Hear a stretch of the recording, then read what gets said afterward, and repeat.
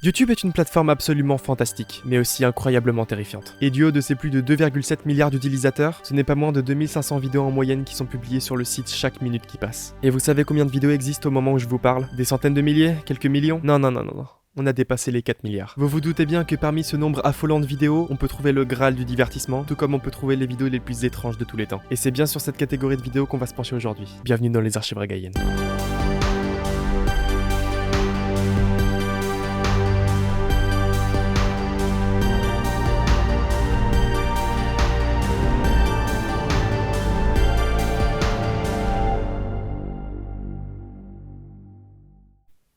Ça fait longtemps. J'espère que vous allez bien. Tout d'abord, laissez-moi vous dire que ça fait vraiment du bien de reprendre du service. Aujourd'hui, on va traiter de sujets que je voulais vraiment aborder depuis pas mal de temps. Et contrairement à la dernière fois, on va beaucoup moins faire de true crime pour aller mener des enquêtes sur des cas vraiment plus intéressants et qui mériteraient un peu plus de notoriété.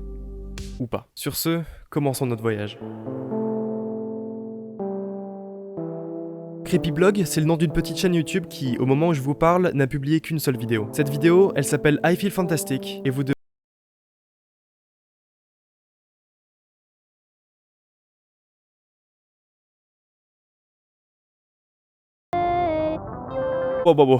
Bon, qu'est-ce qu'on a sous les yeux? Une femme robot qui chante, une fenêtre qui donne sur absolument rien, et un visage beaucoup trop étrange pour être réaliste. Et encore, je vous parle pas de la musique en fond qui l'a encore plus. Tout au long de la vidéo, on voit ce robot, à l'apparence d'une femme qui chante une chanson, que les gens ont décidé de nommer I Feel Fantastic. La voix est très perturbante, dissonante, et ça rend toute la vidéo encore plus bizarre en fait. On a ensuite des plans différents, un qui est plus éloigné, un autre où on voit le robot dans une position que je saurais pas vraiment décrire, puis le même plan, mais à l'envers, parce que oui. Et finalement, ce plan, qui donne sur un jardin ou une forêt où on sait pas trop. Le truc, c'est que les gens ne savent pas vraiment pourquoi cette vidéo existe et quand est-ce qu'elle a vraiment été publiée sur YouTube. Parce que personne va nous faire croire que cette vidéo date de 2020, et même avant 2020, les gens en parlaient déjà. Bah, la réponse est pas si cachée que ça, et on va y venir tout de suite. À la base, la vidéo a été publiée le 15 avril 2009 sur la chaîne de Creepyblog. C'est avec cette chaîne en particulier qu'elle a commencé à se faire connaître, et faut avouer qu'elle a touché beaucoup de gens depuis sa sortie. Des millions de personnes la connaissent comme l'une des vidéos qui a littéralement traumatisé leur enfance, et c'est tout à fait normal quand on voit la gueule des vidéos et la voix terrifiante de ce truc. Mais du coup, c'est quoi qui procure cette peur? Parce qu'on voit qu'elle met mal à l'aise la plupart des gens.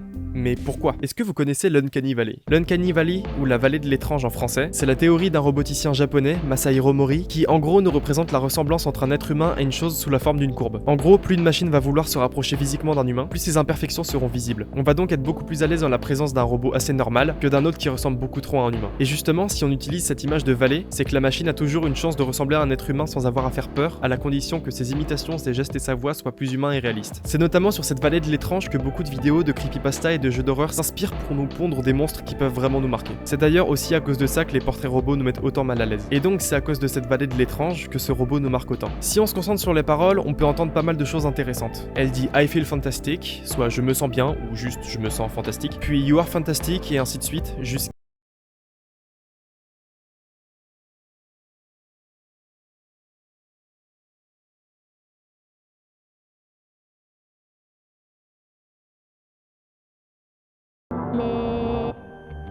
Pour beaucoup de gens, ça veut rien dire. On comprend pas ce qu'elle dit, ou alors c'est juste sa voix de robot qui a mal été faite. Mais pour d'autres gens, elle dit run, courez, en boucle. Puis please leave, s'il vous plaît, partez. C'est un truc qui a terrifié tellement de gens que tout le monde s'est mis à créer des théories autour de cette vidéo. Qui l'a faite? Pourquoi? Comment? Est-ce que c'est vraiment un robot? Enfin bref, vraiment beaucoup de théories. La plus connue étant celle qui disait que la vidéo avait été faite par un tueur en série qui avait créé le robot à partir de la peau et des vêtements de l'une de ses victimes, et que ce plan, c'était l'endroit où il avait enterré le corps. Puis à côté, il y avait d'autres rumeurs, dont une qui faisait référence au mythe de Pygmalion dans la mythologie grecque, un sculpteur qui était tombé amoureux de sa création, qui a été ensuite rendue vivante grâce à Aphrodite. Enfin bref, les gens sont vraiment partis très loin. Et je sais que je vais en décevoir pas mal, mais à votre avis, est-ce que la théorie du tueur est vraie? Non.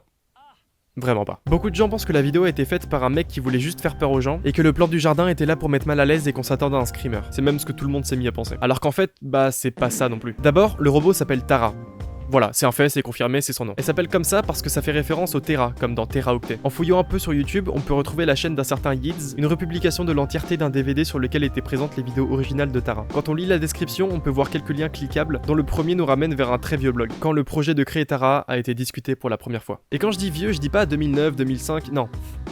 2001. Le créateur du robot avait comme projet principal à l'époque de créer une main robotique et entièrement contrôlable qui serait le début de la conception de la fameuse Tara. Il dit aussi qu'il améliorerait tout ça avec le temps, notamment la peau du robot, ce genre de choses. Mais la question que vous allez me poser, c'est comment on a fait pour retrouver une page de blog qui date de 2001 ? Eh ben, laissez-moi vous présenter la Wayback Machine. Un site qui permet de visualiser les anciennes versions d'un site grâce à des sauvegardes qui ont été archivées dans une énorme base de données. On appelle chaque sauvegarde un snapshot, et chaque point que vous voyez sur ce calendrier, c'est toutes les fois où la chaîne de Markiplier a été archivée dans la Wayback Machine. Vraiment, c'est un outil primordial quand on veut faire des enquêtes sur des vieux trucs. Mais du coup, la page du blog du créateur de Tara date du 19 avril 2001, et on peut voir en haut à droite de l'écran qu'il y a eu d'autres versions du site, et donc d'autres informations qui ont été publiées à propos du projet. Petit à petit, on trouve de plus en plus d'infos, et le 9 décembre 2001, la page qu'on a vue juste avant a été renouvelée par son créateur qui nous montre la première photo publique de Tara. Le voici l'Android Tara, un prototype de robot avec une apparence humaine. On dirait vraiment un humain. Non. À cette période-là, il parlait suffisamment de son projet pour que d'anciens sites assez connus chez les amateurs de robots le répertorient dans une petite liste de projets indépendants, précisant que Tara faisait 5 pieds, soit environ 1m50, avec un budget de plus de 2000$ et qu'elle n'était pas encore à vendre. Et juste en bas de la page du blog, le nom de l'homme derrière tout ça, John Bergeron. On peut enfin mettre un nom derrière toute cette histoire. Mais l'enquête continue toujours. En début 2005, John nous partage les premiers clips où il fait chanter les deux versions de Tara. Et ouais, ça vient de là. I Feel Fantastic date de 2005. Le petit bémol, c'est que les vidéos sont pas accessibles depuis le site, et on peut que les voir à partir du DVD officiel vendu par le créateur lui-même. On peut toujours l'acheter en ligne, mais 19$ pour avoir un vieux DVD qui dure 15 minutes, c'est pas un truc qui me paraît super rentable. Justement, vous vous rappelez du gars sur YouTube qui avait publié toutes les vidéos d'un DVD ? Bah c'était ce DVD en fait. Et finalement, le nom original de la chanson I Feel Fantastic, c'est Please. Et en fait, tous les sons qu'on peut entendre dans le DVD viennent du seul et unique album de John Bergeron, qui s'appelle Brutal. Je crois. Je sais pas du tout en fait. J'ai un peu cherché partout, ou peut-être pas assez, mais je sais pas. Par contre, j'ai le nom des autres titres, et les voici. D'ailleurs, quand j'ai dit que la première fois que John parlait de Tara sur son blog, c'était en 2001. J'ai pas dit que c'était la première fois qu'il en parlait tout court. Parce qu'avant ce blog, il a accumulé plein de projets différents depuis les années 90, quand il a commencé à s'intéresser à la robotique. Dès ses tout débuts dans le domaine, il parlera d'une certaine Annette, en espérant pouvoir la vendre. Ça fait depuis 1996 qu'il en parle dans des forums, et ça commençait déjà à en intéresser quelques-uns. Des personnes lui répondaient pour lui poser quelques questions, et t'as même un gars qui s'est pointé, et qui a demandé sans aucune pression: est-ce qu'elle peut être utilisée pour du sexe récréatif ? Ça pourrait faire un bon business. Bref, avec les années, John améliorera petit à petit Annette en lui donnant de plus en plus de fonctions et en essayant de lui donner un physique le plus réaliste possible. Et cette Annette, c'est ce qui deviendra plus tard Tara, le projet de toute sa vie. Ah aussi, en 97, John voulait l'utiliser en tant que prostituée. Voilà, je vous mets l'info ici, faites-en ce que vous voulez. Et en réponse à ça, il y a même des gens qui se sont foutus de lui.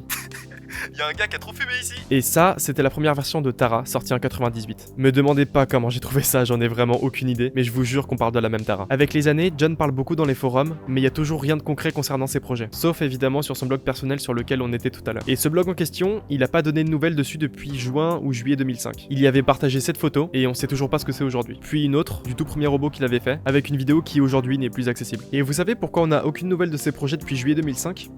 Bah c'est parce qu'il est mort en juillet 2005. Le 22 juillet 2005 plus précisément, à l'âge de 65 ans, et on a pu retrouver une photo de sa tombe sur internet. Il est mort assez subitement, et personne s'y attendait, mais ce qui est sûr c'est qu'il a marqué pas mal de gens, et que son nom risque pas d'être oublié. Un commentaire sous un article parlant de son boulot et de toute l'histoire de I Feel Fantastic dira plus tard que John travaillait à IBM, une multinationale basée sur l'informatique, avant de prendre sa retraite, et qu'il bossera ensuite à Husky Technologies, une entreprise qui crée toutes sortes de trucs en plastique. Et pour finir, pendant que je faisais mes recherches, je suis tombé sur ce dossier Google Drive, avec pas mal de vieux fichiers dont des vidéos, des photos ou même des musiques. Et je tenais à vous en montrer quelques-uns parce que même si Tara fait un peu peur, tout le boulot et la passion qui était mis derrière étaient assez inspirants et il a laissé une trace indélébile sur YouTube, alors j'avais bien envie de lui rendre hommage.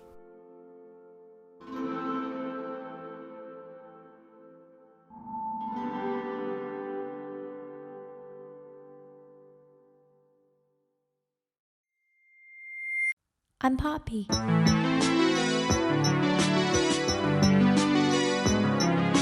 Poppy, c'est cette fille que vous voyez à l'écran. Elle a une chaîne à elle toute seule qui cumule aujourd'hui un peu moins de 3 millions d'abonnés. Et laissez-moi vous dire un truc, son histoire est vraiment bordélique. Tout commence il y a 9 ans, le 5 novembre 2014, quand une vidéo où Poppy mange de la barbe à papa sort de nulle part. Aucune ligne de dialogue, juste elle qui mange de la barbe à papa. Et même s'il y a une ambiance presque un peu malsaine, bah ça reste un peu mignon. Le 21 novembre, elle sortira cette vidéo où deux personnes en combi intégral lui font son vernis. Et le 5 décembre, on entendra sa voix pour la première fois dans l'une des vidéos les plus random que je connaisse.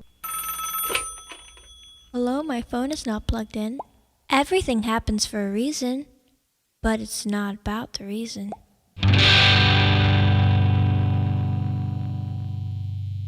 I hate music. Je pense que vous commencez à comprendre ce qui fait de Poppy, Poppy. Tout le temps un fond monochrome, une ambiance beaucoup trop minimaliste et surtout une petite voix et un physique qui fait très poupée. Et c'est cette innocence créée par ce personnage dans une atmosphère aussi étrange qui fait le charme de ses vidéos. Et après une vidéo assez aléatoire où elle reproduit le jeu du il m'aime un peu, beaucoup, pas du tout, cette vidéo sort le 7 janvier 2015 et elle va secouer toute la plateforme en à peine quelques jours. I'm Poppy. I'm Poppy. I'm Poppy. I'm Poppy. I'm Poppy. I'm Poppy. Elle répète seulement I'm Poppy pendant 10 minutes. Et quand je dis qu'elle va secouer toute la plateforme, j'exagère pas du tout. Aujourd'hui, la vidéo a un peu plus de 28 millions de vues et elle a incité des centaines de personnes à travers YouTube à enquêter pour comprendre qui elle est et pourquoi ces vidéos existent. J'ai même un vieux souvenir d'une des présentatrices du JT de TF1 qui en parlait. Et quand ça passe au JT TF1, c'est que t'es sûr que ça secoue tout internet. Bref, des vidéos encore et encore sans arrêt, à un rythme régulier, voire même trop rapide. On fait même la connaissance d'un nouveau personnage du lore de Poppy, Charlotte. Je vous promets qu'il y a aucun lien avec le sujet d'avant, je vous jure. Et la première vidéo dans laquelle elle apparaît, c'est... You live in Los Angeles. What is that like? It's a wonderful place where all your dreams can come true, but there's a great lack of petrichor here.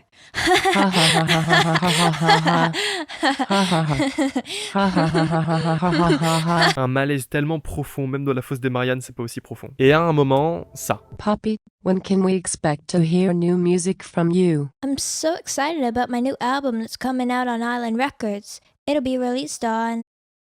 Poppy compte sortir un album. Poppy est chanteuse, et vous en avez de la chance parce qu'elle va vraiment beaucoup en parler. Et c'est d'ailleurs grâce à sa musique aussi qu'elle va être encore plus populaire sur internet. Après une vidéo de tour de magie aussi random qu'étrange, elle aura aussi son propre dessin animé très court du nom de Everybody Wants to Be Poppy, qui raconte l'histoire de Poppy et ses amis qui mangent, c'est tout. Voilà, c'est vraiment tout. Ah, aussi, elle chante une chanson à la fin de l'épisode 3. Et il y a 3 épisodes.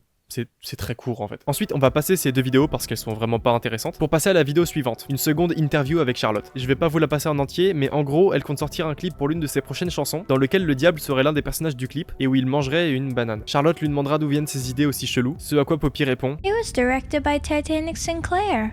What an amazing director. On y reviendra juste après. Ensuite, Charlotte lui demande si elle sait lire et Poppy répond que oui et qu'elle est en train de lire la Sainte Bible. Et juste après... Oh, please excuse me for 1 second. Hello? Hi, yes, sorry. I'm sorry, you must have the wrong number. C'est vraiment bordélique, vraiment cherchez pas à comprendre quoi que ce soit. Et comme prévu, 10 jours après, elle sort le clip de Lola. Mais attends, c'est qui ce mec qui a été mentionné dans l'interview? Ok, Titanic Sinclair. Ah, il a une chaîne YouTube aussi. Ok, donc c'est ce gars, et apparemment, il fait des vidéos dans une esthétique très similaire que sur la chaîne de Poppy, avec des sujets aussi complètement au pif. Il fait aussi de la musique, avec un style très grunge underground, et c'est à peu près tout. Poppy fera aussi quelques apparitions sur sa chaîne, mais on va pas aller trop vite, sinon on va s'écarter du sujet principal. Donc elle a sorti un clip pour sa chanson Low Life de son premier album, et voici un petit extrait visuel.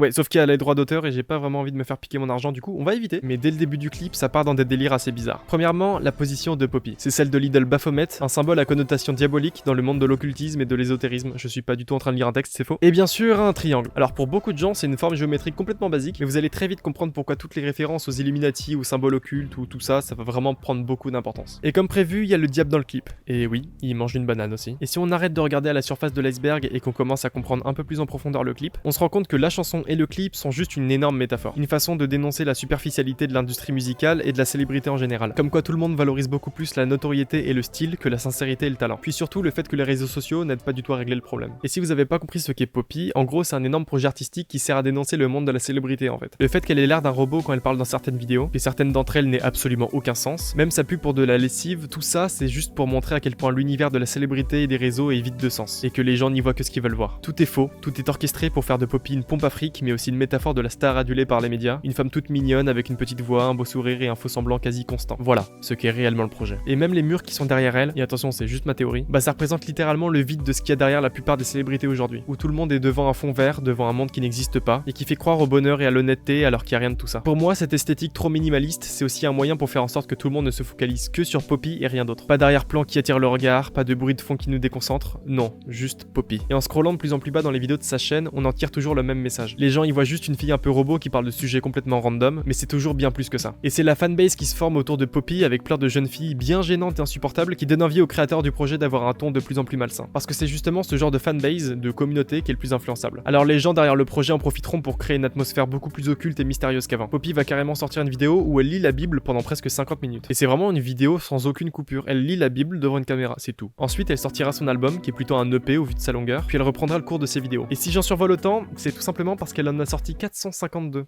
à l'heure où je parle. Et vous vous en doutez bien, on va pas tout analyser, ce serait beaucoup trop long. Et donc tout au long de sa carrière, on verra Poppy sous fentanyl, donc littéralement Poppy qui se drogue en fait. On aura un nouveau personnage, une plante qui deviendra l'un de ses amis, puis ça, une pub pour du Monsieur Propre, et surtout, on aura un développement de la relation entre elle et Charlotte. Parce qu'elle s'inquiétera de plus en plus pour Poppy et son comportement trop robotique et inhumain, ce qui fait que Charlotte devient malgré elle 10 fois plus humaine que Poppy, alors qu'elle est juste un mannequin avec une voix synthétique. Et dans l'histoire, Poppy pensera qu'elle l'empêche de devenir une star juste par pure jalousie. Enfin bref, comme j'ai dit, c'est très bordélique. On la verra aussi apparaître sur des chaînes comme celle de James Corden, un présentateur ultra populaire aux États-Unis, mais aussi sur celle d'une youtubeuse japonaise. Pour faire court, Poppy a débarqué de nulle part sur YouTube, et à partir de là, elle a apparu partout, avec tout le monde, tout le temps. Elle a tout dit, tout fait, tout lu, tout pensé, les gens l'ont suivi, elle en a même profité pour créer une secte, sortie des livres, des albums, des vinyles, des disques, même une série, tout sans aucun sens, où le quatrième mur est brisé encore et encore et encore. Des apparitions dans des conventions absolument dérangeantes, des contenus toujours plus terrifiants, et donc des enquêtes entières dédiées à son sujet, tout ça pour en arriver là.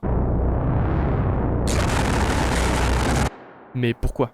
Pourquoi avoir fait tout ça? C'est pas seulement un projet artistique, il y a forcément bien plus que de la dénonciation. Qui est réellement Poppy? Vous savez quoi? On va revenir en arrière un moment. Titanic Sinclair, on en avait parlé il y a quelques minutes. Mais c'est qui? Il a forcément fait d'autres trucs avant Poppy. Bah justement, on va voir ça. Il y a quelques années sur sa chaîne YouTube, il mettait en avant une autre chaîne du nom de Grocery Back Duty TV. Aujourd'hui, cette section de la chaîne de Titanic a disparu. C'est la youtubeuse Rainbot qui a pris ce screen en 2016, donc merci à elle. Bref, Grocery Back Duty TV, c'est une chaîne, celle d'une certaine Mars Argo, une femme d'une vingtaine d'années à peine, avec un style assez cool et qui chante en compagnie de Titanic Sinclair, que ce soit en duo ou même dans un groupe. En faisant un peu plus de recherche, on peut tomber sur une autre chaîne YouTube du nom de Should I Clean My Room, qui est aussi une autre chaîne appartenant à Mars Argo, Brittany Sheets de son vrai nom, et sur laquelle on peut voir cette vidéo, Delete Your Facebook. Une vidéo avec assez peu de sens et qui rappelle un peu celle de Poppy. Toujours une jeune femme avec un air innocent, un fond blanc, une musique bizarre. Et le pire, c'est que c'est très loin d'être la seule vidéo du genre qu'ils aient fait. Ils ont créé tous les deux une série du nom de Computer Show, où ils reproduisaient exactement le même style de contenu que celui qu'on vient de voir. Et tout ça, c'était en 2013, donc avant que Poppy n'apparaisse sur YouTube. Mais alors, elle était où Poppy en 2013 ?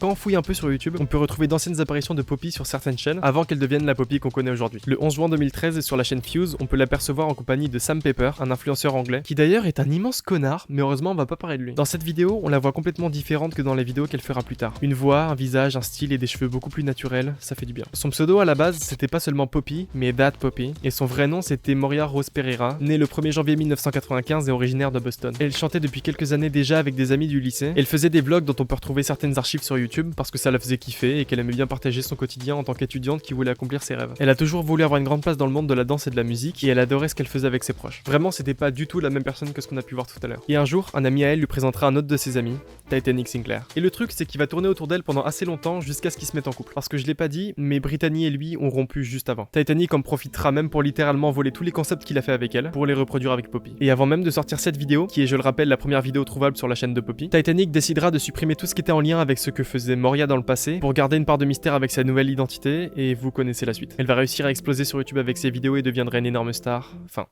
Sauf que non, c'est pas fini. Mars Argo, dans tout ça, elle a forcément réagi quelque part. Bah en fait, elle a attendu pas mal de temps pour le faire.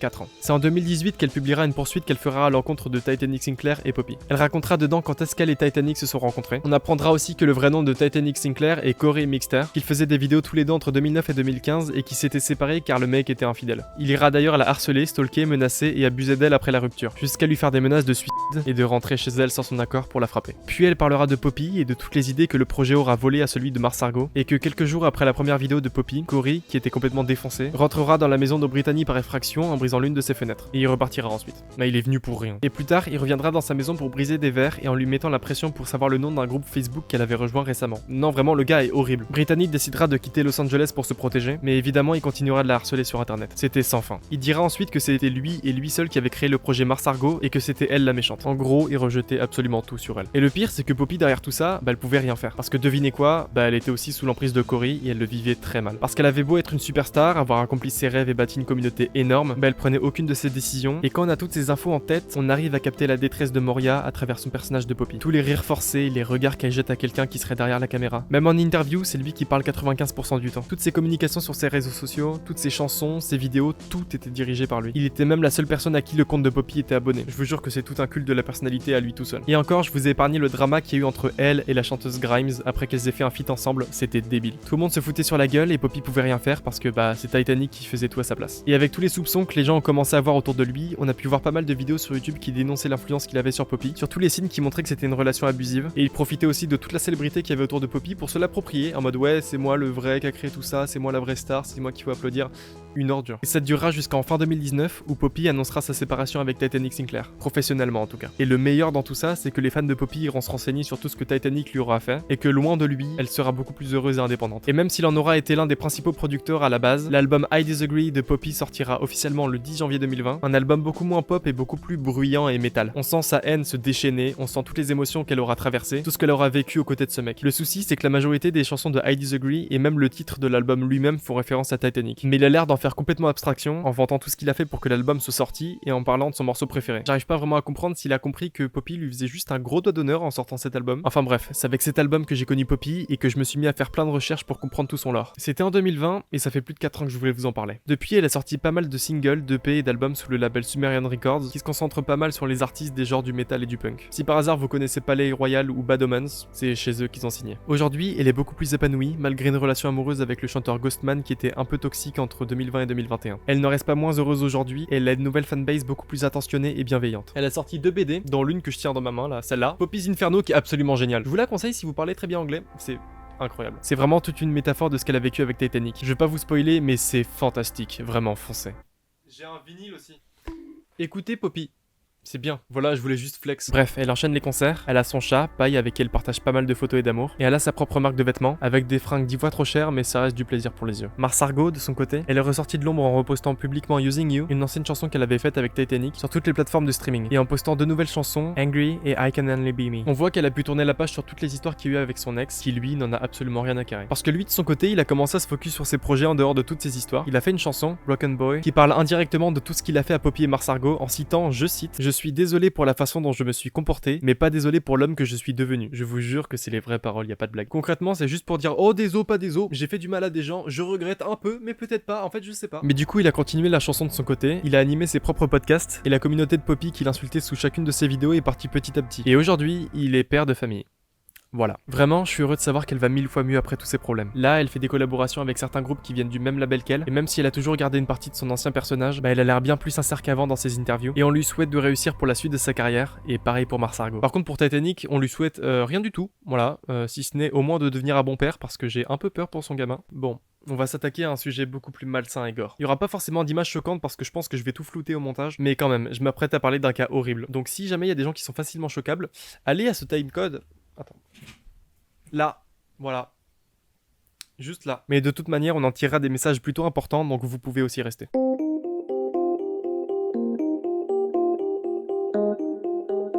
Le 13 août 2016, à l'âge de 16 ans à peine, un garçon du nom de Leighton Allen Labute se crée une chaîne YouTube sous le nom de Misery Magic et poste sa première vidéo. C'est une animation en stop motion à base de pâte à modeler, ou claymation si vous préférez. La vidéo date à la base de 2013 parce que ça faisait déjà quelques années qu'il s'intéressait à ce type d'animation et qu'il voulait en faire lui-même. La vidéo est plutôt courte, elle dure 25 secondes et elle met en scène 2 personnages verts. L'un avec une arme à feu et l'autre avec une épingle. Et un autre personnage se ramène qui les tue tous les deux. C'est gore, c'est même assez edgy quand on sait que le gars derrière tout ça a environ 12 ou 13 ans, mais pourquoi pas. De l'autre côté, il lancera son compte Twitter aussi et se mettra à parler de temps en temps dessus en partageant ses créations, ses photos ou juste en parlant de trucs au pif. Par exemple, son premier tweet c'était ça, le 23 septembre 2016. Rien de spécial. Et le lendemain, il postera ça. Juste une sculpture en argile qui m'a pris environ 30 minutes à réaliser. Puis ça et ça. Encore et encore, tout ça dans une seule et même journée. Et c'est déjà un truc qui est pas normal, d'être autant focus sur des choses aussi gore sans arrêt alors que le boug a 16 ans en fait. Le problème, c'est pas le fait que ce soit gore, ça encore c'est tranquille. Mais c'est le fait que la majorité de ses créations mettent en scène des choses horribles. Massacres, torture, viol, ce genre de trucs. Et on est qu'au début de cette histoire. Sur YouTube, il postera dans la même période quelques vidéos de claymation, toutes de plus en plus gore et traumatisantes. D'abord Zombie Apocalypse, qui met en scène un mec qui se réveille au milieu de nulle part avec une lame, qui marche un peu et qui se fait kidnapper par un autre gars dans une salle de torture. Puis qui arrive à piquer un gun pour tuer tout le monde et partir sortir sans pression pour reprendre la lame. Et là, c'est la foire à la saucisse. Il y a des zombies qui débarquent de nulle part, le personnage principal se bat avec deux nouveaux gars et ils se séparent. Ces deux gars-là se font tuer et manger par des zombies, puis arrive le combat final. Un personnage ressort encore de nulle part avec un marteau, et là, vous allez être témoin du summum du divertissement sur YouTube. Je vous laisse l'extrait en entier.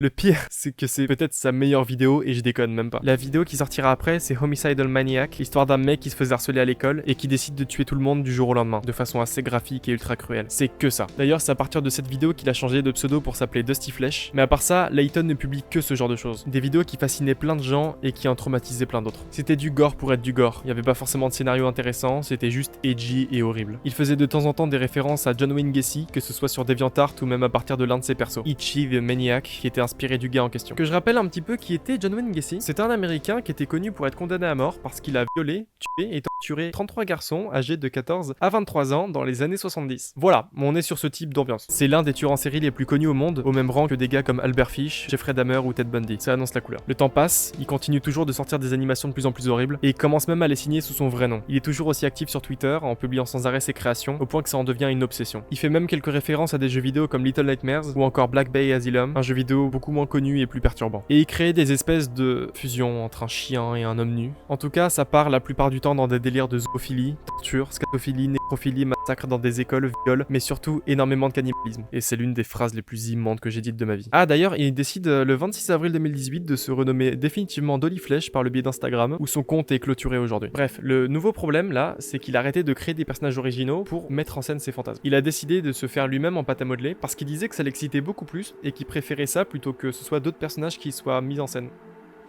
Si seulement vous saviez. Ce qui fait qu'on le retrouve dans plein de situations différentes. On le voit en docteur en train de faire des trucs que je peux vraiment pas vous décrire. En train d'agresser sexuellement une femme avec un zob à la place du nez, ou en train de saler une femme démembrée encore vivante pour la manger et... Stop. On va respirer un peu. Parce que même au moment d'écrire ce texte, j'ai une boule au ventre. Et j'ai beau avoir vu pas mal de trucs bien dégueux sur internet, bah j'ai un peu de mal à balancer autant de trucs aussi immondes d'un coup. Du coup, on va faire une pause. Ok, c'est bon. À partir du 24 août 2018, Layton publie de temps en temps des pensées au pif qui lui viennent en tête. Et mon dieu, quelle pensée. Ah mon dieu, les filles me battent, je pense que je vais jouir. Si j'ai une petite amie un jour, je veux m'assurer que je sente mauvais tout le temps. Une photo de lui pour montrer ses nouvelles lunettes, parce que pourquoi pas. Puis plus tard... J'ai une nouvelle idée de vidéo, je pourrais danser avec des seins en argile. Il y aurait aussi du lait qui en sortira. J'ai juste besoin de trouver la musique sexy parfaite pour ça. Ou alors est-ce que ça pourrait être une vidéo où je parle? Ce qui donnera naissance à l'une des meilleures vidéos d'internet.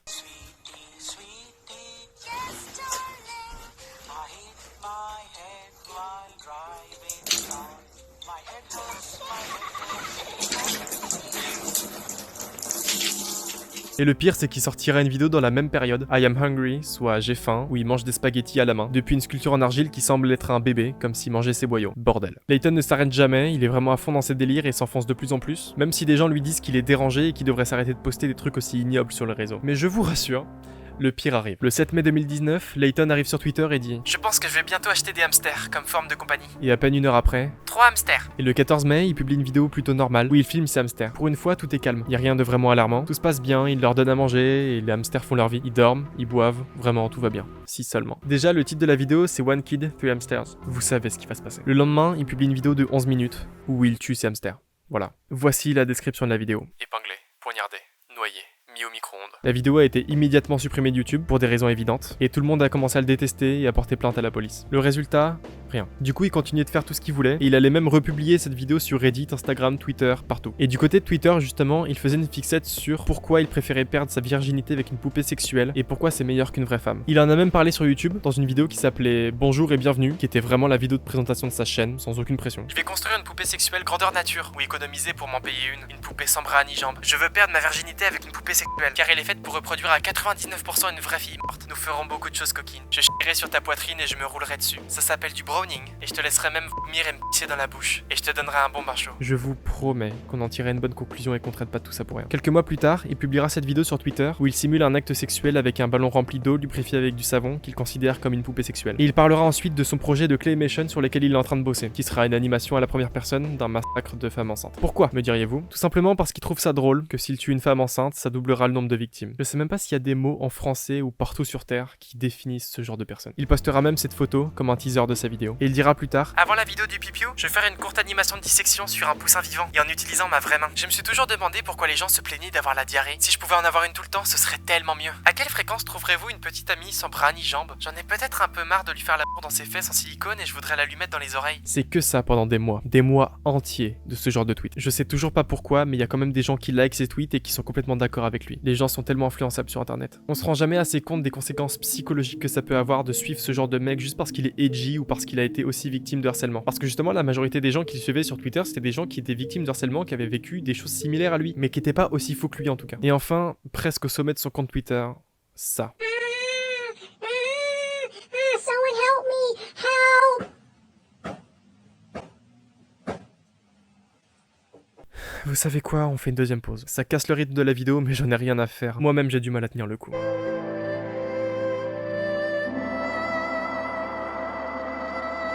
Ok, on y retourne. Tuez-moi. Depuis le 18 mai 2020, aucune nouvelle de lui sur la plateforme pour le bien de tous. Parce qu'il a enfin été arrêté par la police pour cruauté envers les animaux et qu'il a dû payer une caution de 1000 $. Depuis ce jour-là, on lui a interdit l'accès aux animaleries et aux réseaux comme YouTube et Twitter et il reçoit des examens psychiatriques régulièrement. Il a plaidé coupable pour ses crimes et son procès a démarré le 16 août 2021 où il a été jugé en tant que mineur alors qu'il avait vraiment 20 ans à ce moment-là, ce qui lui a valu 4 à 5 ans de supervision de son accès à internet et un couvre-feu quotidien. On aime la justice américaine. Quand la police lui a demandé pourquoi est-ce qu'il faisait du mal aux animaux, il répondait que c'était parce qu'il s'ennuyait et que ça l'amusait et donc qu'il n'avait aucun regret. Certaines personnes ont protesté dans la rue en réponse au comportement de Layton envers les animaux, et celui-ci a été forcé de rester aux alentours de sa ville à Kelowna, au sud-est du Canada. Depuis, on n'a plus aucune nouvelle de lui, personne ne sait ce qu'il fait, où il est, comment il va, on sait rien du tout. En fait, Layton a été diagnostiqué avec un autisme sévère, et certains médecins ont pensé que c'était la raison pour laquelle il avait été harcelé à l'école, et donc pourquoi il est devenu aussi perturbé. Le truc, c'est que ça n'excuse rien du tout. Il a fait des choses horribles, n'a absolument aucun remords, et continue de vivre sereinement même sous surveillance. Et à la suite de la sortie de certains articles, certaines personnes soupçonnent Layton de continuer ses crimes en s'attaquant à des chats, dont l'un a été retrouvé coupé en deux dans sa ville, à Kelowna. Coïncidence ? Aucune idée. On n'a aucune preuve et personne n'a de nouvelles de lui depuis son procès, alors on peut rien conclure de cette affaire. Il a quand même fallu attendre jusqu'au 14 janvier 2022 pour que sa chaîne YouTube principale soit supprimée. Malheureusement, son compte Twitter est toujours debout, et ses autres chaînes aussi. Mais pour ces autres chaînes, c'est pas trop grave, parce qu'il y avait rien de vraiment inquiétant là-dessus, et que c'est des chaînes assez normales, si on retire le fait que ce soit Layton derrière, évidemment. Le lendemain, donc le 15 janvier 2022, une femme, anciennement proche de Layton, du nom d'Ali, a sorti une vidéo sur ce qu'elle a vécu avec lui et son expérience, en tout cas dans la relation qu'elle a eue avec lui. Leur relation a commencé en 2014 quand elle avait environ 13 ans, et Layton était déjà dérangé à l'époque. Ils s'étaient connus dans la section commentaire d'une vidéo d'Ali où le gars lui disait qu'elle était mignonne. Et au fil des années, ils sont devenus très proches, voire meilleurs potes, et Ali ne voyait aucun problème à ce que lui faisait parce qu'elle était dans le même mood que lui et parce qu'elle se sentait trop proche de lui pour mal juger son contenu. Sauf que ce qu'elle comprenait pas encore à l'époque, c'est que Layton affichait déjà pas mal de red flags. Il hésitait pas à dire qu'il s'inspirait de 2 tueurs et violeurs en série, Tsutomu Miyazaki et Edward Pennell pour ses animations et sa façon de voir la vie. Et les problèmes ont commencé à partir du moment où Ali avait des relations amoureuses dans son coin. Layton était assez jaloux et il voulait vraiment s'incruster dans sa vie privée pour tout savoir. Et à partir du moment où il a appris qu'elle avait une gerbille de compagnie et qu'elle aimait bien les petits animaux de ce genre, Layton a complètement pété un câble et il a annoncé qu'il allait acheter des hamsters pour un gros projet. Vous connaissez la suite. La théorie d'Ali sur pourquoi Layton a fait tout ça avec ses hamsters, c'est parce qu'il avait agi sous la haine et la jalousie et qu'il voulait la blesser avec son projet. Et c'est évidemment à ce moment-là qu'elle s'est complètement détachée de lui et qu'elle a compris que le gars était juste un psychopathe. Depuis, elle n'a pas reparlé de lui sur internet, déjà parce qu'elle n'a aucune info et qu'elle a coupé les ponts avec lui, mais surtout parce qu'elle a pas envie de redéballer sa vie et de refaire surgir ses traumas, ce qui est totalement compréhensible. Et c'est ainsi que s'achève l'histoire de Dolly Flèche, la chaîne de l'une des personnes les plus dérangées d'internet. Faites gaffe à qui vous parlez sur internet. Je le dirai jamais assez, mais tout le monde a accès à internet et tout le monde peut vous atteindre d'un seul claquement de doigts. Internet est dangereux, et c'est l'un des messages que je veux répondre avec cette série de vidéos. Sans parler du fait qu'à l'époque des premières vidéos de Layton, il n'y avait pas encore de modération fiable et de limite d'âge sur YouTube. Donc littéralement tout le monde y avait accès. Et parmi toutes les personnes qui sont tombées sur sa chaîne, c'est sûr et certain qu'il y avait des gosses qui n'avaient rien à faire là et qui ont fini traumatisés. Alors faites gaffe à ce que vous voyez sur internet et surtout faites gaffe aux personnes derrière les vidéos que vous trouvez. Si vous avez vous-même des enfants à charge ou que vous connaissez des parents qui négligent ce genre de choses, faites-leur comprendre tout ça. J'en ai moi-même fait les frais et regardez qui c'est qui vous parle aujourd'hui. Si j'avais pas vécu ce genre de choses étant petit, je pense que je serais pas là à vous parler des dangers d'internet. Mais si je fais cette série de vidéos, c'est aussi pour montrer le bon côté de YouTube. Là où les gens sont créatifs et où ils veulent partager dans un objectif de créer une communauté soudée de manière totalement saine d'esprit. Par exemple, on vient de parler de Dolly Flèche, mais si vous voulez, il y a Lee Hardcastle qui est très connu dans le domaine de la claymation sur YouTube. Alors oui, c'est gore aussi, mais je vous jure que les personnes qui regardent et celles derrière cette chaîne sont entièrement saines. Tout ça pour dire, vous voulez regarder du gore? Allez-y, je vous en empêche pas. Mais faites juste attention à ce que des enfants tombent pas dessus et à ce que ce soit pas un énième psychopathe derrière. Et même si certaines vidéos paraissent clean, méfiez-vous toujours de la personne qui l'a faite. Ma maman disait toujours, la vie c'est comme YouTube, on sait jamais sur quoi on va tomber.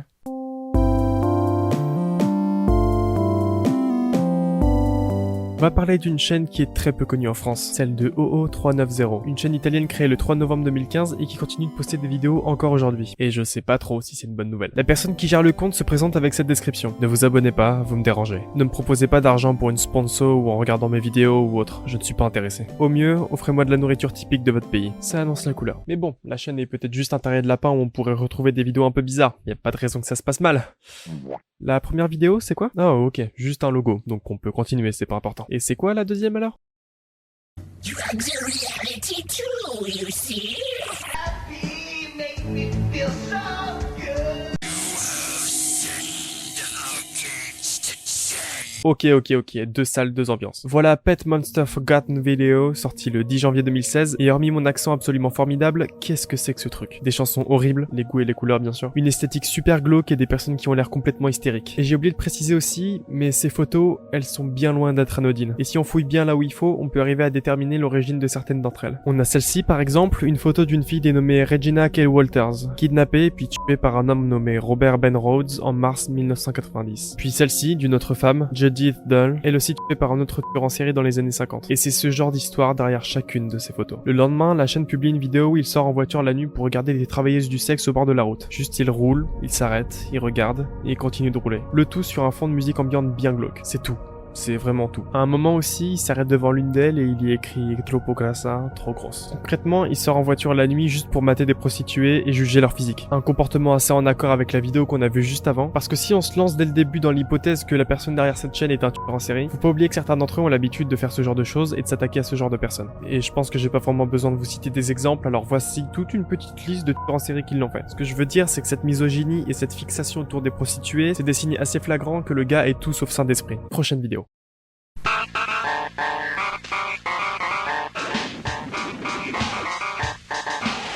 J'ai vraiment tout sauf envie d'en parler. Déjà que je viens de perdre une bonne partie de mon audition, y a rien à en tirer, si ce n'est la description, qui dit que la vidéo est destinée à quelqu'un dont on ne connaît pas du tout l'identité, et que le physique du gars me met vraiment pas très à l'aise. Et je vais installer juste ici un petit checkpoint, parce que la suite de la vidéo va être très explicite et beaucoup plus axée sur du gore et des sujets assez bizarres. Donc si vous êtes sensible à ce genre de choses, voici des trigger warnings, et voici un timecode, voilà.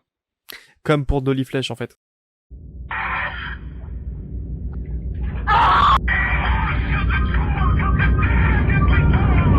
Vous venez d'assister à l'une des vidéos qui a fait connaître toute la chaîne à ses débuts et qui a fait démarrer l'enquête sur tout ce qu'elle publie. Je n'ai rien coupé, la vidéo dure seulement 7 secondes et quand on la voit, on est vraiment en droit de se demander si la personne qui publie ces vidéos n'est pas réellement un tueur en série. On n'a absolument aucune info sur qui est cette fille. Est-ce que c'est une victime de OO390 ou est-ce que ça se passe? Quand est-ce que ça se passe? On n'a rien. Et le pire, c'est qu'on a beau chercher partout, on ne trouve rien. Alors dans l'espoir de recueillir des informations supplémentaires, on va continuer à fouiller dans tout le tas de vidéos qu'il a postées. La suivante s'appelle...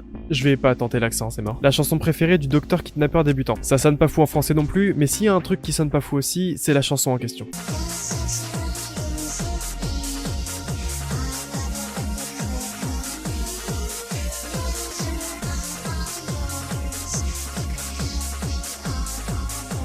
Vous avez bien compris, ça parle de cul. Mais du coup, c'est qui le docteur kidnappeur qui est cité dans le titre de la vidéo? Bah la réponse se trouve dans sa description. Un lien qui nous ramène vers un article du journal britannique Metro, dont le titre est « À l'intérieur du bunker où un docteur a retenu une femme en otage et l'a violée à multiples reprises. » J'aimerais développer un peu ce qu'a fait le type pour que vous puissiez comprendre le genre de personne qui inspire OO390, mais je vous assure, vous avez vraiment pas envie de savoir ce qu'il a fait. C'est immonde. Et surtout, ça continue de nous inquiéter, parce qu'on comprend que la personne qui publie toutes ces vidéos s'y connaît dans le domaine et qu'il rend hommage à des hommes horribles sans aucune pression. Et donc c'est dans ce genre d'atmosphère que toute la chaîne se déroulera. Des vidéos avec des titres très explicites et des images ultra psychédéliques à flinguer le cerveau de la planète tout entière. Il y a vraiment tout et n'importe quoi tant que ça concerne des sujets vraiment très glauques. Mais à côté des vidéos où il espionne des filles dans le bus, des vidéos de kidnapping et des montages super chelous, il paraît que OO390 aime aussi la cuisine. Et ça peut sembler anodin, mais c'est quelque chose qui reviendra très souvent sur la chaîne. Alors vous allez vous demander, est-ce que c'est encore un délire de cannibalisme ou un autre truc de tueur en série super chelou? Et vous avez bien raison de vous le demander. Et la réponse est oui. Non. Juste le gars adore bouffer. Est-ce que vous vous souvenez de la description de sa chaîne? Voilà. Donc à côté de ses activités du dimanche après-midi comme le kidnapping, la torture ou le matage de prostituées, le gars cuisine et il aime le montrer en vidéo. C'est-à-dire que ouais, dans tout ce joyeux bordel morbide qu'est sa chaîne YouTube, cet homme nous délivre sa passion pour la cuisine. Il fait des spaghettis bolognaises, des cookies, des saucisses avec de la sauce tomate et il filme même ses courses, le tout sur une musique bien adaptée pour l'occasion. Et il continuera de faire ses vidéos, laissant tout le monde dans le flou jusqu'au moment où il postera ça. Une vidéo qui parle a priori de nourriture, mais cette fois-ci filmée différemment, et assez différemment pour laisser tout le monde sous le choc. Parce qu'avoir une chaîne YouTube avec des vidéos aussi glauques et poster ça du jour au lendemain, c'est pas bon signe. Dans la description, il n'apporte aucune info intéressante. Il parle juste de ce qu'il compte cuisiner, mais rien n'indique la source de la viande qui nous est montrée. Et c'est à partir de ce moment que tout le monde se met à penser que la personne qui dirige le compte est cannibale. La théorie se présentait déjà à nous depuis un moment, mais là ça devenait de plus en plus flagrant. Surtout à peine un mois après, quand il postera une vidéo du nom de « Les filles parlent trop ». On a tout. Et est-ce que ça confirme notre théorie? Évidemment que oui. Non. C'est une langue de vache en fait. Honnêtement, si vous voyez une langue humaine de cette taille, c'est tout sauf normal. Donc désolé de casser le mythe, mais non, O390 n'est pas cannibale. Comment je le sais? Grâce à Reddit. Et c'est là-bas que l'enquête avancera le plus.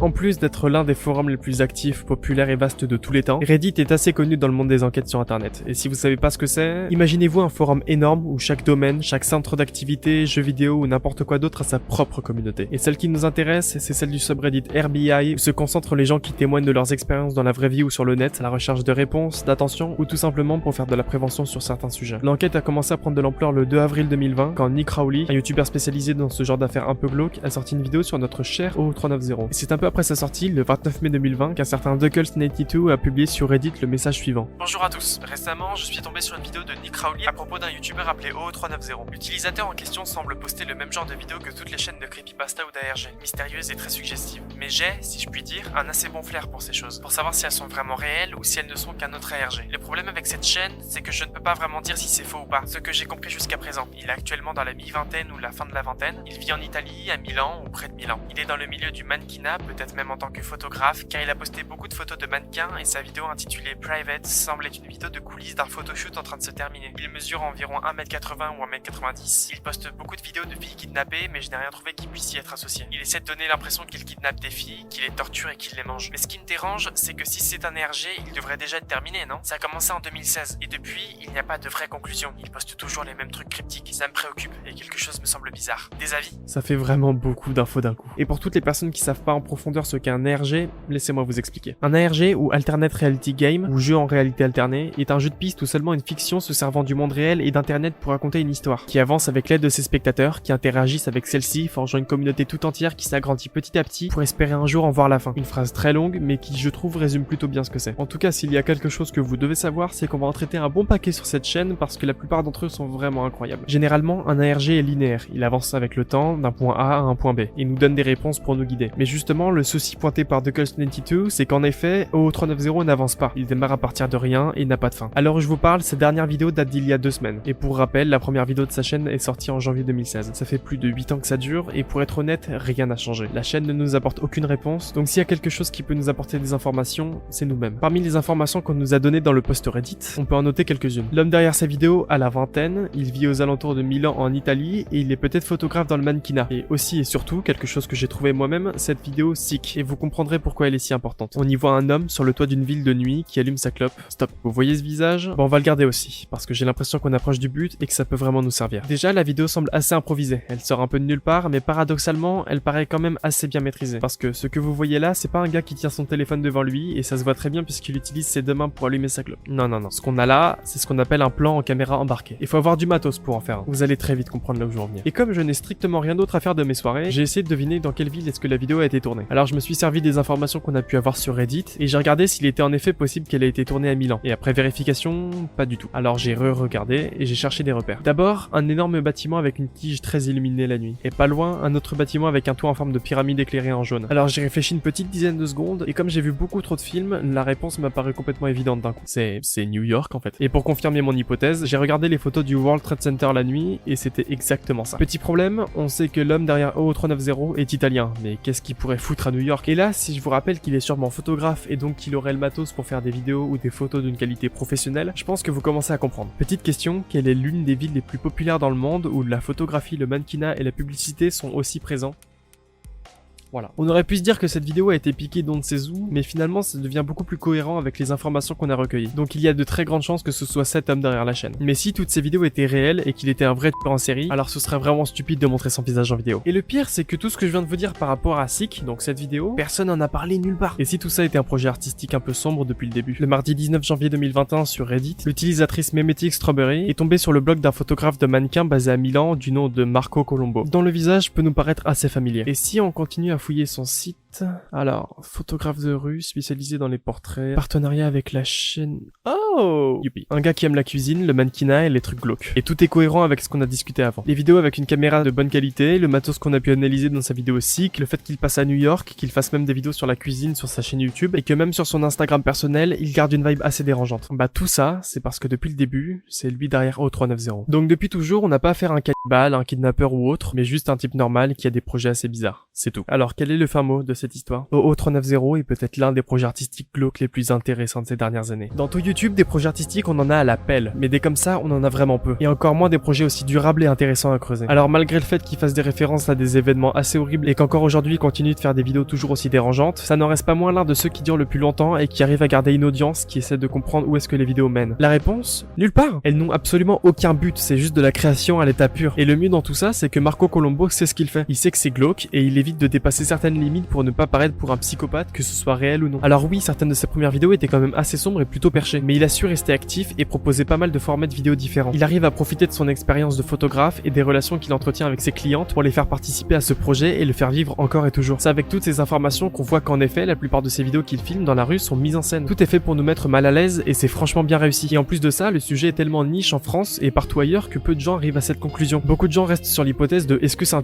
cannibale alors que la réponse est sous nos yeux depuis le début. Honnêtement, c'est assez difficile de vous faire comprendre à quel point ce projet est vraiment fascinant. Parce que beaucoup de gens vont se contenter de dire que c'est beaucoup trop edgy, voire même super malsain quand on voit les références faites dans certaines vidéos, mais au moins vous savez ce que j'en pense. Vous aussi, servez-vous de votre expérience personnelle ou professionnelle pour démarrer un projet artistique. Glauque ou pas, l'essentiel c'est d'arriver à garder un projet durable avec une communauté toujours aussi intéressée. Le but c'est pas forcément de choquer, d'être populaire ou de se faire de l'argent. Non, le but c'est de créer, partager, kiffer, faire passer des messages si vous le souhaitez. Et si internet peut permettre quelque chose de bien, c'est justement de faire passer ses passions et ses centres d'intérêt à travers tout plein de formats différents. Bref, vous avez compris, faites un peu comme Marco Colombo. Mais en un peu moins morbide parce que certains sujets sont chauds à traiter quand même.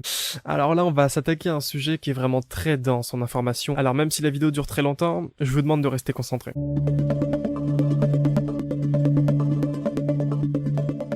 Pour vous mettre un peu dans le contexte, je cherchais des sujets à traiter pour écrire la vidéo que vous êtes en train de regarder. Et pendant que j'étais en train de mater un iceberg un peu au pif, j'ai eu cette vidéo dans mes suggestions. Ça m'arrive assez souvent qu'on me propose du contenu avec à peine quelques vues, mais cette fois-ci, il en avait juste 2. Alors par curiosité, j'ai ouvert la vidéo dans un autre onglet. Parce que s'il y a un truc que j'aime bien faire pour occuper mes soirées, c'est tomber sur des vidéos qui ont été vues par quasiment personne. C'est d'ailleurs le principe de ce qu'on appelle le petit tube. Et une des vidéos que je pensais complètement aléatoire est devenue le début d'une enquête vraiment terrifiante. À l'heure où je vous parle, il y a qu'une seule vidéo sur cette chaîne, postée le 13 février 2024 sous le nom de The Angel Initiative Orientation Video. Et pour les gens qui ne savent pas ce que sont les Orientation Video, c'est juste des vidéos qui sont faites dans une sphère professionnelle, qui sont là pour présenter une entreprise, des employés, ce genre de trucs. Donc là, on a la présentation d'une entreprise du nom de The Angel Initiative, ou l'Initiative Angel en français. Dans les grandes lignes, l'entreprise se présente comme une équipe de scientifiques qui s'occupe d'analyser les réactions du cerveau vis-à-vis du son ou de la musique. On n'a pas vraiment d'informations sur où est-ce que l'entreprise est située, ou sur quoi que ce soit d'autre. Et là, c'est le moment où vous vous demandez pourquoi est-ce que je me casse la tête à vous parler de ça. Il est où le problème? Ok, laissez-moi vous passer un moment de la vidéo. The Angel Initiative is endorsed by many specialists in the field of psychoanalysis and psychology. We look forward to meeting you in our laboratories. C'est très clairement un code morse. Petit souci, on l'entend peu. Et assez peu pour que la majorité des sites qui permettent d'isoler certains codes morse ou certaines fréquences ne le repèrent pas. Alors pendant un moment, j'ai un peu désespéré. Je me disais qu'il fallait que je le décode moi-même, mais je vous avoue que ça me demandait pas mal de temps parce que le code est vraiment rapide et qu'avec tous les sons qui sont autour, j'arrive pas vraiment à le faire. J'ai gardé de côté et j'ai préféré continuer l'enquête en attendant de trouver une solution. Bref, la description de la vidéo est la même que celle de la chaîne. Bienvenue sur la chaîne YouTube officielle de The Angel Initiative. Nous avons décidé de lancer cette chaîne suite au conseil de plusieurs entrepreneurs en ce début d'année 2024 et nous sommes fiers de vous annoncer que notre société a reçu un nouveau look. Vous pouvez retrouver notre site officiel à l'adresse suivante. D'abord, si on peut noter un petit détail, c'est le NeoCities, un hébergeur de sites gratuits. Ça peut paraître un peu débile au premier abord, mais c'est quand même assez bizarre pour une société de scientifiques de ne pas avoir assez d'argent pour héberger leur site avec leur propre nom de domaine. C'est qu'un détail, mais ça peut toujours nous apporter quelques pistes pour plus tard. Déjà, leur site est plutôt clean. Quand j'ai vu qu'il avait été hébergé gratuitement, j'ai vraiment pensé qu'il était fait à l'arrache par un stagiaire, mais non, il est plutôt joli. On y voit une présentation de ce qu'est réellement The Angel Initiative. Notre intérêt pour le cerveau humain a commencé il y a longtemps. Lorsque nous avons lancé ce projet en 2005, nous n'arrivions pas à trouver nos clients, car notre PDG ne pouvait pas gérer seul une activité aussi vaste et qualitative. Aujourd'hui, grâce à vous et à toute l'équipe derrière ce formidable projet, il est possible de faire fonctionner The Angel Initiative. Nous avons enfin les moyens d'analyser et de comprendre votre inconscient et vos pensées. Ne vous inquiétez pas, il n'y a pas d'effet secondaire pour qui que ce soit. Vous n'avez jamais été aussi en sécurité qu'avec nous. Alors contactez-nous et ne ratez pas votre chance de découvrir qui vous êtes vraiment. Tout le monde peut participer, gratuitement et à n'importe quel âge. Suivi d'un lien vers la vidéo qu'on a vue tout à l'heure, puis d'un résumé du déroulement de chaque rendez-vous pris avec eux. Accueil. Dès le départ, nous veillons à vous comprendre, vous et votre cerveau. Vous pouvez nous faire confiance. Communiquer. Nous faisons de notre mieux pour établir un lien étroit afin de vous mettre à l'aise et de créer une connexion entre le client et le professionnel. Expérimenter. Une fois que nous sommes connectés, nous pouvons commencer l'expérience. Nous vous installons de la meilleure façon possible afin que vous n'oubliez pas que vous ne perdrez pas votre temps avec nous. Analyser. Une fois les résultats obtenus, nous les analysons pour en savoir plus sur vous, votre cerveau et votre esprit. Courrier. Une fois nos travaux terminés, nous vous enverrons une lettre contenant toutes les informations pour lesquelles vous êtes venu. C'est fini. Vous vous sentez mieux et notre boulot est bouclé. Tout le monde est content à la fin. N'oubliez pas de revenir. Ça fait pas mal d'infos d'un coup. Et honnêtement, il y a déjà quelques détails qui m'ont fait tiquer. Déjà, on peut remarquer certains termes qui sont là pour créer une relation de confiance entre la société et ses clients. Le souci, c'est que c'est justement beaucoup trop appuyé. Pour une entreprise scientifique qui se veut efficace et professionnelle, c'est assez mal placé d'insister sur les « vous n'avez jamais été aussi en sécurité qu'avec nous » ou même sur des « vous pouvez nous faire confiance ». Pour maintenir ce que je dis, on a aussi un mot assez bizarre que je sais pas trop comment interpréter. Une fois que nous sommes connectés, nous pouvons commencer l'expérience. Comment ça connecter? Vous allez remarquer que ça va devenir de plus en plus étrange. Mais surtout, la vraie question, c'est comment on fait pour comprendre réellement le cerveau et l'esprit humain juste en leur faisant écouter des sons ou des musiques. Et puis on sait déjà comment fonctionne la réception d'un son dans le corps humain. C'est tout un système auditif assez bien foutu qui à la fin transforme les sons perçus en impulsions électriques qui rejoindront les neurones et les synapses avant d'arriver au cerveau. On le sait tout ça. Donc c'est quoi l'objectif de The Angel Initiative? Parce que concrètement, c'est impossible de comprendre le subconscient des gens et de l'analyser avec une machine, tout ça en leur faisant simplement écouter des sons. On est au courant que les impulsions sonores ont une influence sur les comportements ou les humeurs des gens, mais c'est pas avec du son qu'on arrivera à déterminer le but de votre vie ou qu'on saura qui vous êtes au fond de vous-même. Et pourquoi est-ce que j'insiste autant sur tout ça? Regardez attentivement ces images qui apparaissent juste en dessous de la section qu'on vient d'analyser. De base, elles ont toutes l'air normales, on peut penser qu'il n'y a rien à signaler. Mais quand on fait une recherche inversée sur chacune d'entre elles pour vérifier si elles ne viennent pas d'autres sites, eh bien on constate qu'on se fout complètement de nous depuis le début. Ça, c'est un laboratoire à Bakersfield, spécialisé dans les études sur le sang humain. Ça, c'est littéralement la première image sur laquelle on tombe quand on recherche Scientific Team sur Google Images. Celle-ci, elle a déjà été reprise et modifiée sur tout plein d'autres sites, ils ont juste rajouté leur logo en dessous. Bon, ça c'est juste une image de casse complètement random, et finalement ces deux photos, on peut les retrouver en à peine 2 minutes. On nous prend vraiment pour des débiles. J'étais ok en voyant que la plupart des visuels de cette vidéo étaient tirés de stock footage dispo sur YouTube, mais là c'est leur site officiel. Alors soit ils ont vraiment pas de temps pour prendre de vraies photos et on se trompe largement, soit ils ne peuvent tout simplement pas montrer ce qu'ils font, ce qui est tout à fait compréhensible. Mais si c'est pour nous dire ensuite vous pouvez nous faire confiance, c'est assez hypocrite. En dessous des images, on a des avis d'anciens clients, et pour le coup ça m'a un peu rassuré. On m'a conseillé d'aller rencontrer l'équipe de The Angel Initiative et leur accueil a été superbe. Je leur en suis très reconnaissant car aujourd'hui je suis un être humain beaucoup plus complet et utile. Je vous conseille à mon tour d'aller les voir. Merci à The Angel Initiative, ma vie a radicalement changé depuis que je suis allé les voir. C'est fabuleux. La vie prend tellement plus de sens et je me sens enfin comme un être humain à part entière plutôt que comme une chose inutile. J'ai fait tout ce chemin depuis la France pour cette expérience parce que je sentais que j'en avais besoin. Je n'ai pas été déçu. L'équipe de The Angel Initiative est incroyable. C'est vraiment quelque chose qui m'a donné le sourire pendant mon voyage. Ouais, bah finalement ça me rassure pas tant que ça en fait. Je suis un être humain beaucoup plus complet et utile. La vie prend tellement plus de sens et je me sens enfin comme un être humain à part entière. Des mots qui sont quand même assez gros, voire même inquiétants. Cette insistance sur la confiance, sur la sécurité, sur le fait d'être quelqu'un de plus complet, ça sonne de moins en moins comme quelque chose de scientifique et beaucoup plus comme du sectaire. Alors peut-être que maintenant c'est moi qui emploie des termes choquants et je suis en droit de me tromper. Mais pour moi c'est une hypothèse qu'il faut surtout pas jeter à la poubelle. Surtout dans un monde où la plupart des sectes utilisent ce qu'on appelle des pseudo-sciences pour influencer les esprits les plus faibles en leur promettant de les aider et les soigner de maux psychiques et psychologiques par des méthodes qui sont tout sauf scientifiques. Ceci dit, on a quand même le bénéfice du doute. On va éviter de conclure trop hâtivement parce qu'on est encore qu'au début de l'enquête. Bref, tout en bas de la page, on nous présente des boîtes de texte pour envoyer un mail directement à l'équipe derrière tout ça. Maintenant que vous connaissez The Angel Initiative, vous pouvez nous contacter en utilisant les zones de texte à droite. Si vous avez des questions ou si vous souhaitez prendre rendez-vous, n'hésitez pas à nous contacter. Nous vous répondrons dans les plus brefs délais, soyez patients. Notre charge de travail intensive et le nombre élevé de nos clients peuvent expliquer le retard avec lequel nous répondons à nos mails. Nous ne sommes pas responsables si votre adresse électronique est bannie de votre service de messagerie. Ne nous tenez pas responsables des risques que vous pourriez prendre en nous contactant. Ok,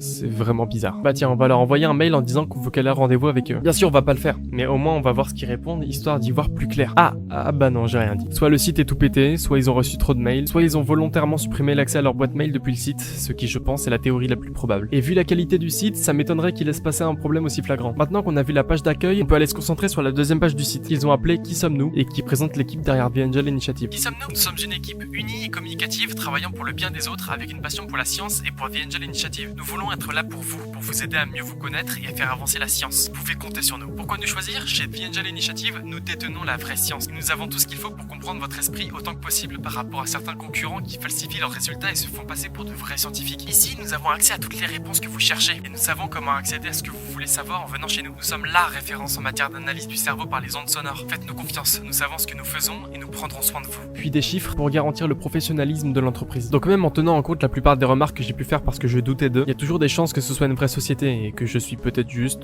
parano. Parmi les fameux soutiens de The Angel Initiative, on a Peter Young, expert britannique en psychiatrie, titulaire d'un doctorat depuis 1989, spécialisé dans la recherche sur le cerveau humain. Megan Fry, psychologue depuis 1996, experte dans le domaine des émotions et des sentiments humains. Laura Simpson, scientifique et chef de projet dans des laboratoires de renommée mondiale. Lesquels ? On sait pas. Et Matthew Dawson, spécialiste de la musique et des ondes sonores, chercheur sur les réactions du cerveau au son. Ok, donc je l'admets, je me suis assez gouré. On a là une plutôt belle brochette de spécialistes, et j'ai honnêtement ni l'expérience, ni la légitimité de douter de ce qu'ils font. On va quand même regarder ce qu'ils font sur internet pour en apprendre un peu plus sur eux. Alors, Peter Young... rien. Peter Young, docteur alors.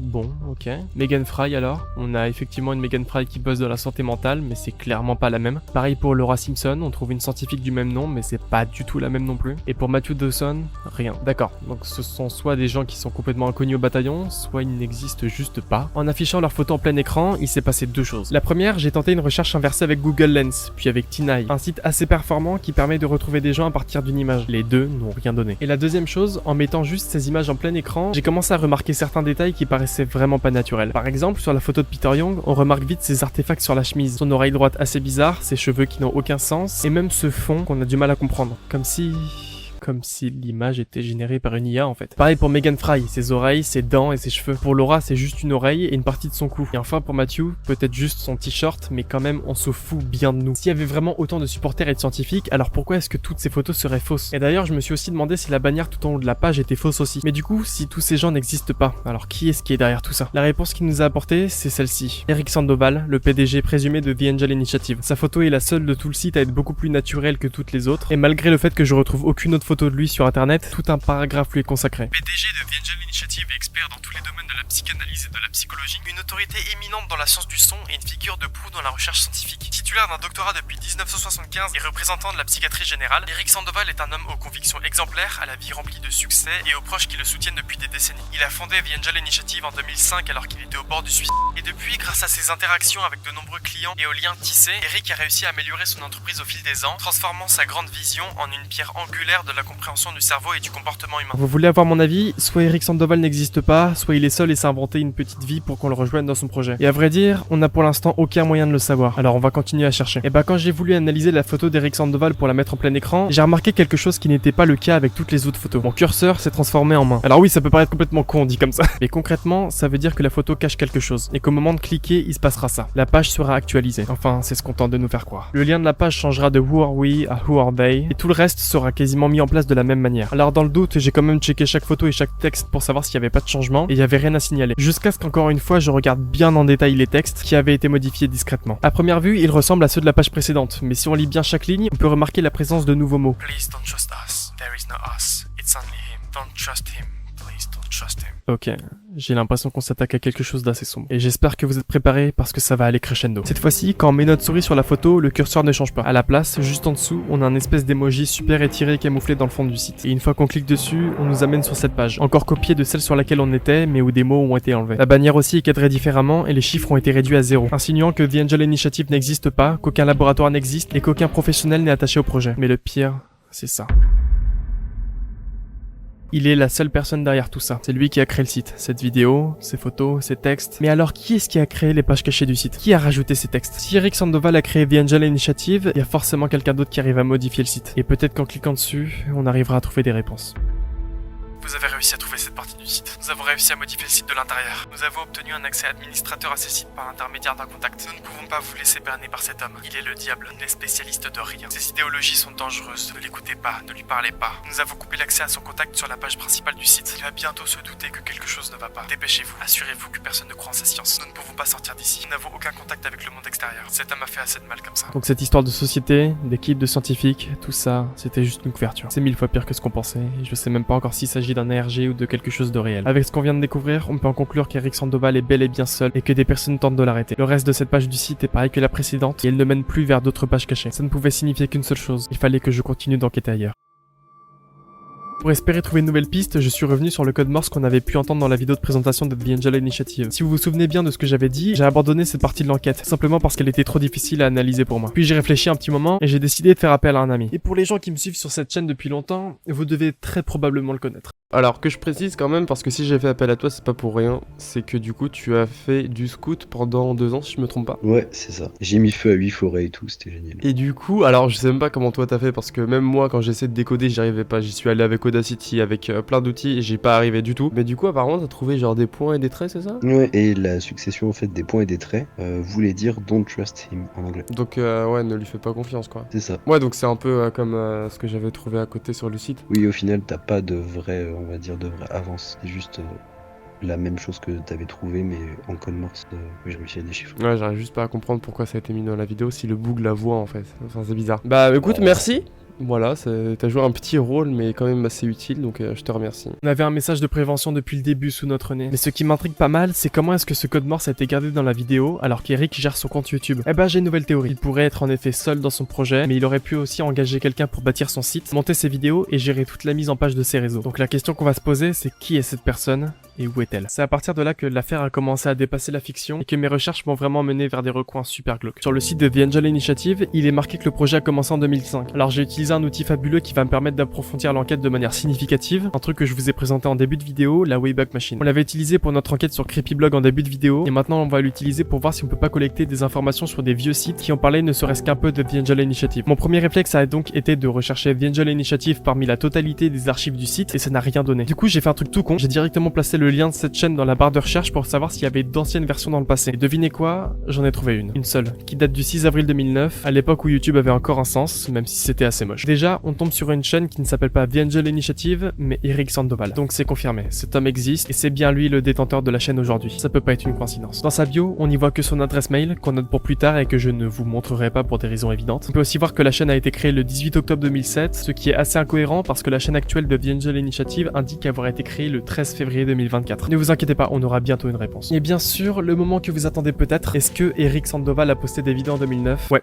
La veille du jour où la chaîne a été archivée sur la Wayback Machine, donc le 5 avril de la même année. On a juste cette miniature. Une photo d'une femme presque nue attachée à une chaise. Il n'y a aujourd'hui aucun moyen d'accéder à cette vidéo et elle a été archivée nulle part, ce qui est, je pense, une bonne nouvelle. Le jour où la sauvegarde a été faite, la vidéo avait 3 vues. Et seulement un seul commentaire, celui d'un certain Beepuffled avec un joli what the fuck. Au moins, si on peut garder quelque chose qui peut nous être utile, c'est l'email personnel d'Eric Sandoval. C'est peut-être notre chance d'établir un contact avec lui. Mais avant de le contacter directement, j'ai préféré essayer de retrouver Beepuffled pour lui demander s'il se rappelait de cette vidéo et de ce qu'il y avait dedans. Pourquoi? Tout simplement pour comprendre à quoi on s'attaque. C'est pas impossible que ce soit juste une vidéo tirée d'un film pour adultes un peu extrême, et c'est pour ça que je vais en avoir le cœur net. Alors j'ai recherché sur YouTube et j'ai eu aucun résultat pertinent. Ça a été la même chose sur Twitter, Discord et même TikTok. Mais en cherchant son pseudo sur Instagram, je suis tombé assez vite sur ce compte avec une photo de profil de Goldorak. Pour les gens qui avaient manqué ce petit détail, il avait aussi une PP Goldorak sur YouTube en 2009. Et vu le temps qui a passé, ça me paraissait assez cohérent qu'il soit aujourd'hui père de 2 enfants comme il le dit dans sa bio. Donc je suis allé le voir par message privé sur Instagram. Salut, je viens te voir pour te parler de quelque chose qui doit pas mal dater. C'est donc pas impossible que t'en aies aucun souvenir. Pour avancer dans une enquête, j'ai besoin d'avoir ton témoignage sur une vidéo que t'as dû voir fin 2009 sur YouTube. La vidéo s'appelait Carole.avi et elle était postée sur la chaîne d'un certain Eric Sandoval. T'as même commenté sous la vidéo, donc tu es sûrement la seule personne à pouvoir m'en parler. Je t'envoie une capture d'écran pour essayer de te rafraîchir la mémoire. Dis-moi si t'arrives à t'en souvenir. Bonjour. Ouais, j'ai jamais oublié ce truc. Je suis étonné que quelqu'un m'en parle. Qu'est-ce que t'aimerais savoir? Je suis pas sûr de me souvenir de tout, mais j'espère quand même pouvoir t'aider. Je voulais juste savoir si tu te souvenais de la vidéo, avec le plus de détails possible. Et c'est pas grave si t'as pas envie d'en parler. Je peux t'envoyer un message vocal? Ouais, pas de soucis. So I remember back then, I was maybe 15 or 16, and I like to wander around YouTube watching anything and everything. And one day, while I was watching videos that didn't have many views, I came across that video with a naked woman on the thumbnail. I clicked on it because, you know, when you're a teenager, you're pretty intrigued with this kind of things. But this video, it was pretty terrifying. I remember a man holding the camera and walking around a woman tied to a chair. She wasn't talking, I think she was asleep. I don't know if it helps, but I try to avoid thinking about that video. It's been stuck in my head for a long time. And now that I've got kids, I prefer to think about other things, you know. T'es sûr que c'était pas du porno ou un autre truc? C'était pas du porno. Plus on avance, plus ça devient sombre. Après un peu de conversation, on n'a aucun moyen de savoir qui était cette Carole. parole. Même en fouillant sur le net dans de vieux journaux, on n'a aucune info. Seulement cette vidéo, ou en tout cas ce qu'il en reste. Et je voulais pas finir mon enquête sur ça. Pour les gens qui connaissent assez bien, vous savez que j'aime beaucoup prendre des risques et approfondir mes recherches un maximum. Et ça tombe bien parce qu'il nous reste une seule piste. La dernière piste, la piste ultime, l'adresse mail personnelle d'Eric Sandoval. En toute logique, si le lien de la chaîne de The Angel Initiative est le même que celle d'Eric Sandoval, c'est que son adresse mail n'a pas changé. Bonjour, je m'appelle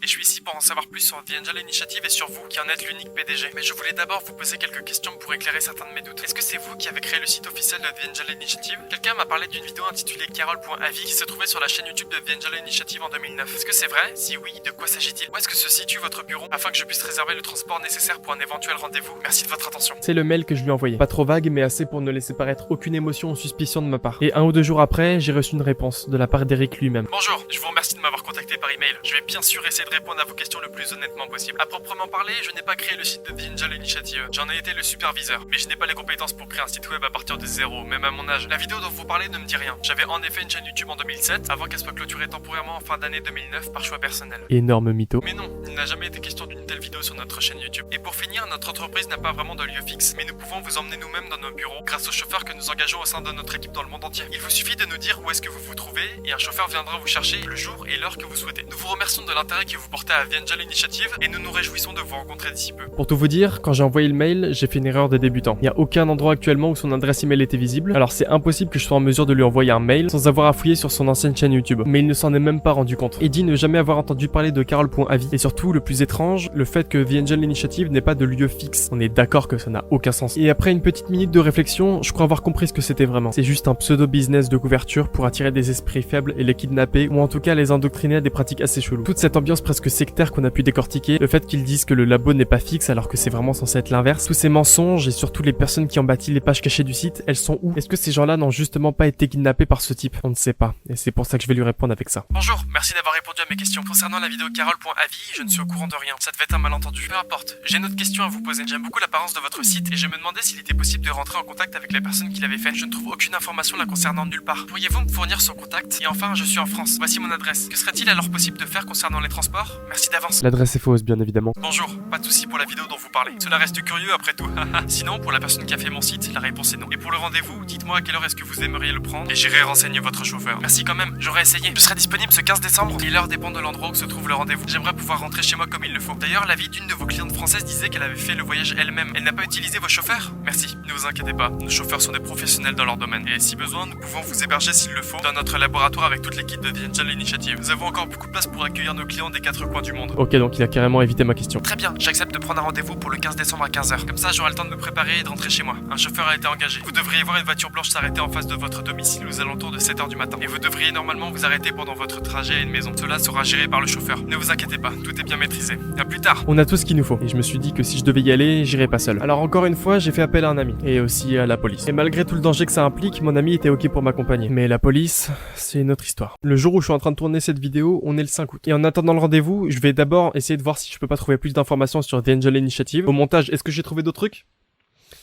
Et aussi, je vais essayer de faire le montage avant que le rendez-vous ait lieu. Et au cas où j'oublie certaines infos dans le futur, je préfère tourner l'outro tout de suite. Merci beaucoup d'avoir suivi cette vidéo. Le tournage a été extrêmement long. C'est la deuxième fois que je tourne. Il est 5h50 du matin. Là, je suis à 3h de tournage. Le sujet du prochain épisode de cette série est déjà sur la table. Alors il est pas impossible que quand cette vidéo sorte, je me mette directement sur les scripts et les recherches. Mais sinon ça m'a vraiment fait du bien de vous retrouver. Et n'hésitez pas non plus à écouter ma musique sur toutes les plateformes de streaming. Mon pseudo là-bas c'est Epsilon, même si sur YouTube c'est Epsis. J'ai vraiment fait de mon maximum pour vous proposer la meilleure vidéo possible, que ce soit en termes d'écriture et de montage. Alors merci, c'était Epsis. Je vous retrouve dans la séquence vlog qui pour vous aura lieu dans 5 secondes, mais pour moi aura lieu dans quelques semaines. À tout de suite. J'espère vraiment que je vais pas mourir en fait, j'ai pas confiance. C'est certainement le pire choix de ma vie, je pense pas que je vais rentrer en un seul morceau. Quoi, on n'est pas beau? On n'est pas beau? Alors, bonjour. Et du coup on est le 15 décembre, beaucoup de choses ont changé depuis. Et en fait, j'ai pas plus d'infos, je pense que j'ai dû le mettre au montage dans tous les cas. Et là je suis avec ce boug que vous connaissez pas, coucou, mais qui est un pote très très proche. Je fais partie du vlog. Oui. Et en gros le plan c'est que moi du coup je vais rentrer dans la voiture du mec. Lui il va surveiller quand même, s'il y a des choses à noter, à prendre en compte. On sait jamais. Et donc la voiture, concrètement, j'ai donné une adresse qui est pas chez moi du tout, qui est juste un endroit public, en espèce de terrain d'escalade à la con. Et on va me récupérer devant normalement. Donc lui sera là à côté qui surveillera. Moi j'ai ma caméra cachée qui est juste là. Il est approximativement J'ai pas accès à l'heure. 6h, ouais, 6h30 environ, ouais. Et il sera caché, mais j'ai très peur. Je sais pas si c'est vrai. Je sais pas si c'est un vrai truc, une vraie secte ou une merde. Et je sais pas qui est le chauffeur. Je sais même pas à quoi il ressemble. Je sais pas ce que c'est sa voiture. Mais si une voiture qui s'arrête devant moi, qui m'appelle ou je sais pas quoi, ce sera ça. Il sera là, on me récupérera. Voilà, c'est tout. Donc, concrètement, c'est juste ça en fait. Donc là, je suis positionné. Il s'est passé genre 10 minutes. On a essayé de trouver un endroit où il pourrait être. Du coup, il est là. Je peux pas zoomer. Et du coup, on attend. Voilà. J'ai un peu peur toujours. J'espère que la caméra cachée est bien cachée. Parce qu'en fait, je l'ai vraiment foutu dans ma cravate. Et chez moi, ça rendait bien. Du coup, je pense que c'est ok. J'attends, je tourne en rond là depuis tout à l'heure. Il y a une voiture qui arrive. Je sais pas si c'est lui.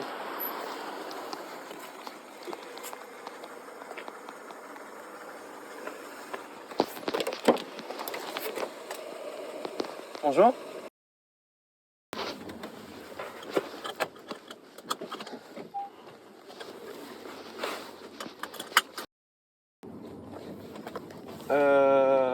Vous savez où on va ou pas? Monsieur? Ok.